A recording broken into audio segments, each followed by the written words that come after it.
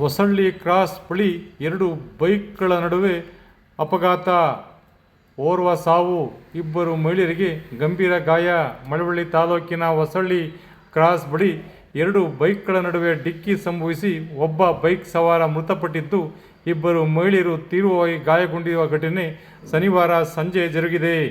ಆಲಸನಹಳ್ಳಿ ಗ್ರಾಮದ 60 ವರ್ಷದ ರೈತ ರಾಜು ಎಂಬಾತನೇ ಈ ಅಪಘಾತದಲ್ಲಿ ಮೃತಪಟ್ಟ ದುರ್ದೈವಿಯಾಗಿದ್ದಾನೆ. ಶನಿವಾರ ಸಂಜೆ ರಾಜು ಅವರು ತಮ್ಮ ತಂಗಿ ಪ್ರೀತಿ ಮತ್ತು ಆಕೆಯ ಮಗಳು ಜೀವಿತಾ ಅವರೊಂದಿಗೆ ಹೊಸಳ್ಳಿ ಸಮೀಪದ ತಮ್ಮ ತೋಟದಿಂದ ಬೈಕ್ನಲ್ಲಿ ಹಿಂದಿರುಗುತ್ತಿದ್ದಾಗ ಅಪಘಾತ ಸಂಭವಿಸಿದೆ. ಟೋಲ್ ಪ್ಲಾಜಾ ಬಳಿ ಹಿಂದಿನಿಂದ ಬಂದ ಮತ್ತೊಂದು ಬೈಕ್ ಅವರ ವಾಹನಕ್ಕೆ ಡಿಕ್ಕಿ ಹೊಡೆದಿದೆ ಎನ್ನಲಾಗಿದೆ. ಡಿಕ್ಕಿಯ ಪರಿಣಾಮವಾಗಿ ರಾಜು ಸ್ಥಳದಲ್ಲೇ ಕೆಳಗೆ ಬಿದ್ದು ತಲೆಗೆ ತೀವ್ರ ಪೆಟ್ಟು ಬಿದ್ದು ಆಸ್ಪತ್ರೆಗೆ ಸಾಗಿಸುವ ಮಾರ್ಗ ಮಧ್ಯ ಮೃತಪಟ್ಟಿದ್ದಾರೆ.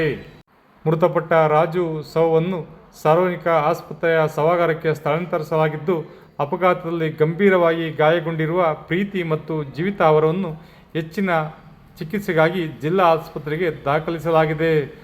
ಈ ಸಂಬಂಧ ಬೆಳಕವಾಡಿ ಪೊಲೀಸರು ಸ್ಥಳಕ್ಕೆ ಭೇಟಿ ನೀಡಿ ಪರಿಶೀಲನೆ ನಡೆಸಿ ಪ್ರಕರಣ ಕೈಗೊಂಡು ಘಟನೆ ಬಗ್ಗೆ ತನಿಖೆ ಮುಂದುವರಿಸಿದ್ದಾರೆ. ವಿಶೇಷ ವರದಿ ಮಾಗನೂರು ಎಂ. ಶಿವಕುಮಾರ್, ಮಾಮರ ಮೀಡಿಯಾ, ಮಳವಳ್ಳಿ.